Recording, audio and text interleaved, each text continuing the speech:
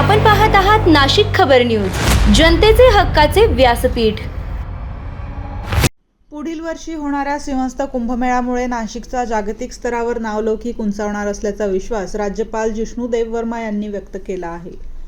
नाशिक त्र्यंबकेश्वर कुंभमेळा विकास प्राधिकरणाच्या मुख्यालयात त्यांनी कुंभमेळा नियोजनाचा सविस्तर आढावा घेतला।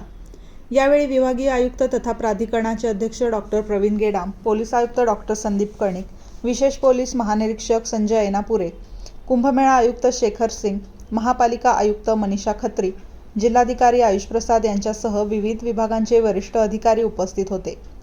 राज्यपाल म्हणाले, कुंभमेळ्याचे नियोजन प्रभावी असून या सोहळ्यामुळे नाशिक त्र्यंबकेश्वरची ओळख जगभरात अधिक भक्कम होईल। उद्योग, पर्यटन आणि सांस्कृतिक क्षेत्रालाही याचा मोठा लाभ होणार आहे।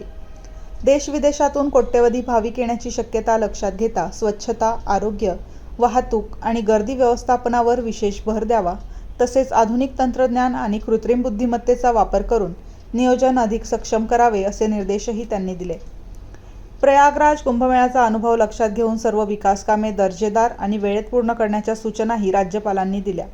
यावेळी डॉक्टर प्रवीण गेडाम, शेखर सिंग आणि महापालिका आयुक्त मनीषा खत्री यांनी सुरू असलेल्या विविध विकास कामांची माहिती राज्यपालांसमोर सादर केली।